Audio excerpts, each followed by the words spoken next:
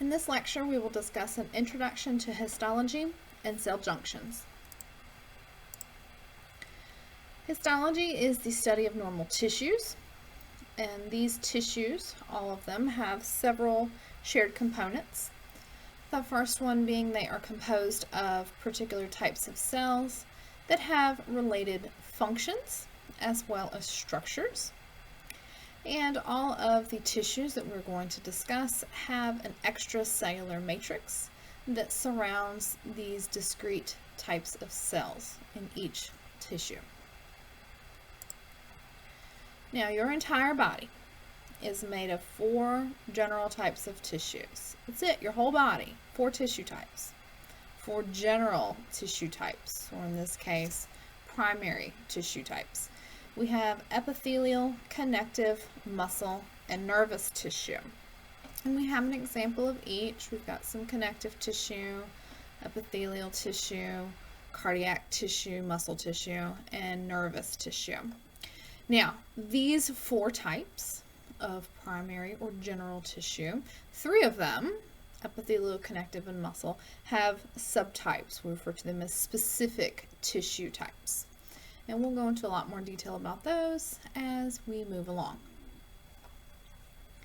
Now, we said one of the common characteristics of tissues was the extracellular matrix. Your extracellular matrix in each tissue type has 2 main parts. We have ground substance and we have protein fibers. Now, this extracellular matrix has a few functions to keep in mind.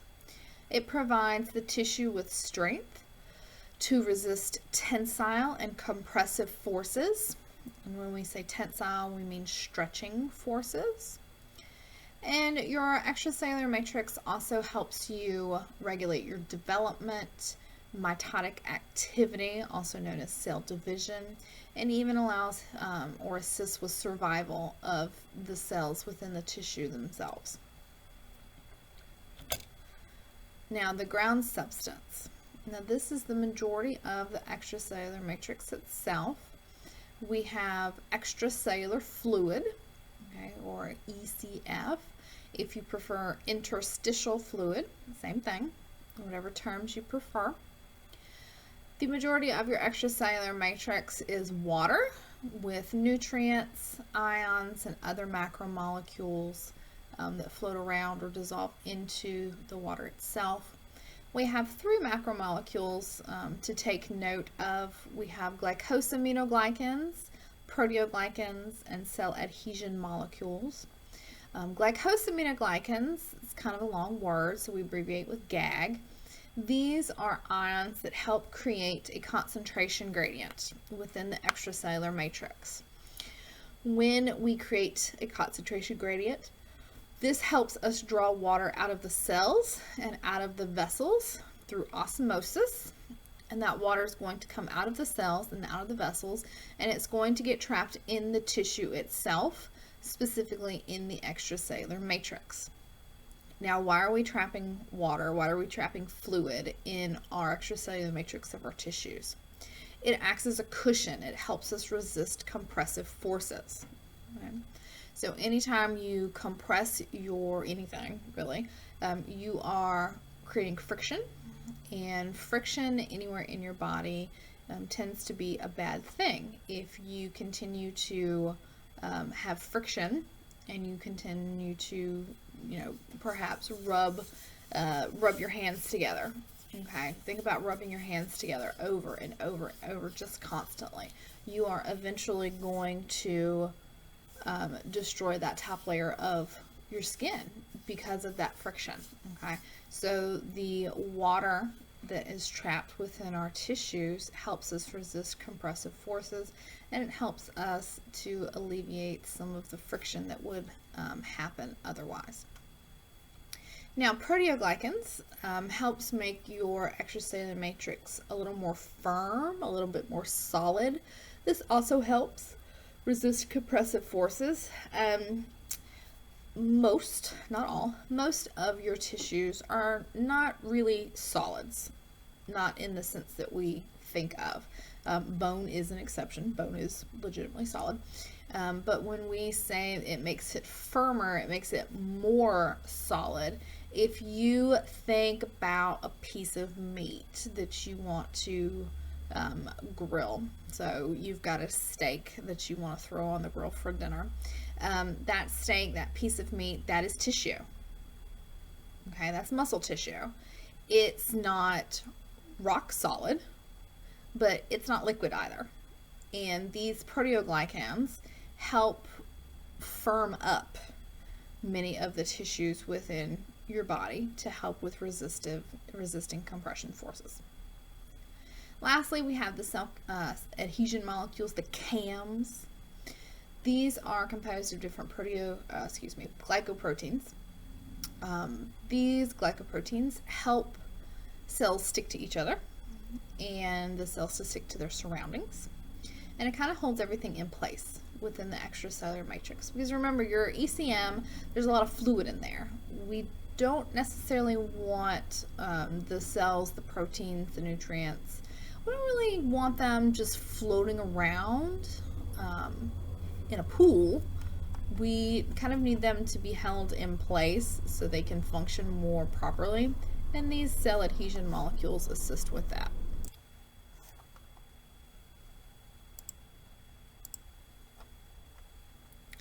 In addition to the components we just mentioned, within the ground substance, we also find different types of protein fibers.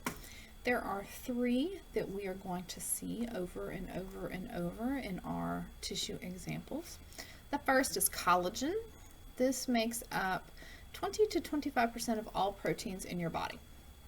Now let that sink in. We're not saying 20 to 25% of proteins within, epithelial tissue.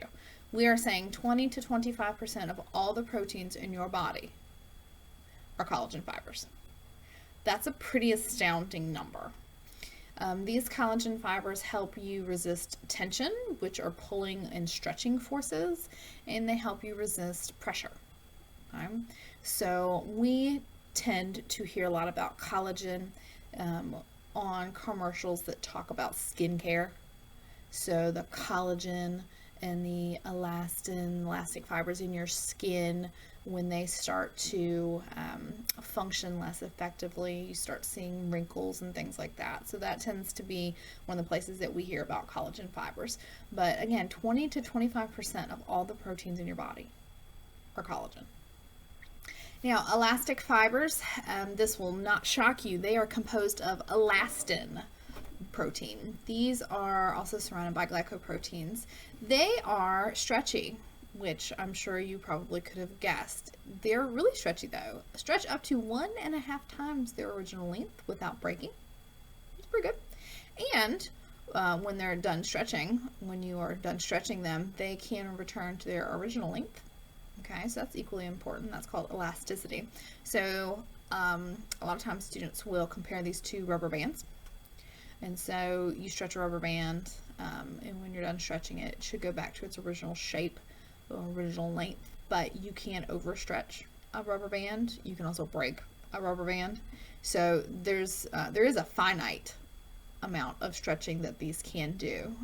Again, the 1.5 times the normal length, but it's equally as important that they do return to their resting length as well. And then we have reticular fibers. These are thin, short collagen fibers. They form a meshwork. A lot of times they'll form a web-like structure in organs that do a lot of trapping of foreign cells, particularly things like your spleen, which filters your blood and your lymph. Okay, we can trap bacteria, cells, and other yucky things that may have entered our body, and we can when we trap them, it's easier to get rid of them that way. So since this is a subtype of collagen, this makes a little bit more sense up here now, our 20 to 25% of all proteins. Okay, so we've got some reticular fibers thrown in there. They count as well. All right, so this is what they kind of look like. Obviously, this is not a real life example, but this gives us a little bit better idea of how some of these things interact with each other. Okay, so we've got some glycoproteins in blue, I've got some proteoglycans in green. I just think these look like fern leaves. Okay, I've got little proteoglycans just floating all around. These giant pink ones are collagen fibers.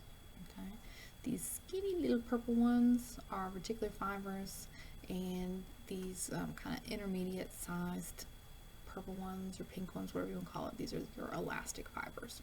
Okay.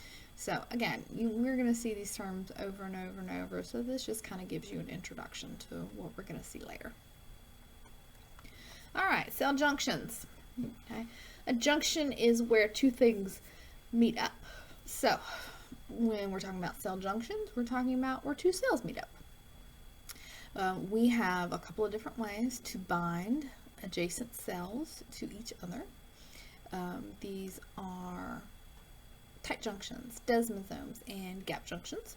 Okay, each serves its own purpose, and you may see more than one junction type within neighboring cells. So this example, or this picture, shows all three types within the same cell. Okay, and these could this could be a real example. This could be your skin, for example. Okay, so it really just depends on where in the body we are talking about. So tight junctions. Okay, you may hear them termed occluding junctions. I just call them tight junctions though. These hold cells closely together, impermeable to movement of macromolecules. So in between these cells, okay, cell A, cell B, we're not letting things move between cell A and cell B. Okay, not from cell A to cell B. Okay, we're preventing things from moving in between these two cells. Okay, so we're blocking them. It's like a roadblock. Okay, these are found, for example, in places like your blood vessels, because we really prefer when our blood stays in the vessels. I know that sounds kind of weird, right? It sounds kind of like, oh, well, yeah. Well, we need a little bit of help with that sometimes. Okay, we need a little bit of help with that sometimes. So these tight junctions can prevent blood from exiting the vessels, and all those little red cells can stay in those vessels where they are needed. Now, desmosomes. Okay. Desmosomes allow for materials in your ECF to pass through the space between your cells. Okay. So now we do have a little bit of ability to move things between cell A and B, not from A to B, just kind of in between the space. These also are really good at increasing the strength of a tissue, because we use these, so you'll see linker proteins. We use these a lot to hold adjacent cells together, okay, to make them stronger. And you find a lot of these in tissues that are subject to a lot of mechanical stress. So for example, your skin, okay, your epithelial tissue of your skin. So again, anytime we touch anything, anytime something touches us, even just the clothes that you're wearing on your body are constantly rubbing on your skin. We need our skin to not fall apart. That sounds weird, I know, but we need our skin to stay nice and intact. And so these linker proteins within these desmosomes help hold the adjacent cells together to provide just a little bit more strength. And last but not least, gap junctions. Okay, these are tiny little holes, or tiny little pores. Now we are moving things from cell A into cell B, okay? And it's a lot faster, it's a lot easier if we just go through the pore, if we just go through the gap, okay? So we could take something, we could take a solute, we could put it in a vesicle, we could send the vesicle across this gap, and the vesicle could fuse with this plasma membrane, and we could eventually get that substance into cell B. Like, we could do that. But ain't nobody got time for that. It takes forever. So instead, we're going to take this solute, this ion, this nutrient, whatever it is, and we're going to just zip on through the gap junction, boop, and now we're into cell B before we even know it. Okay. You find these a lot in cells that communicate with electrical signals, like your good old heart. Okay, we need your heart to beat rhythmically, okay, and synchronously. And there are a lot of heart cells that need to get the message very quickly, so we can have rhythmical contractions. So it's a lot easier to go through these little spaces, these little gaps, than it would be to do what I described earlier, okay, transporting information in a different way. So these gap junctions tend to be used for rapid communication.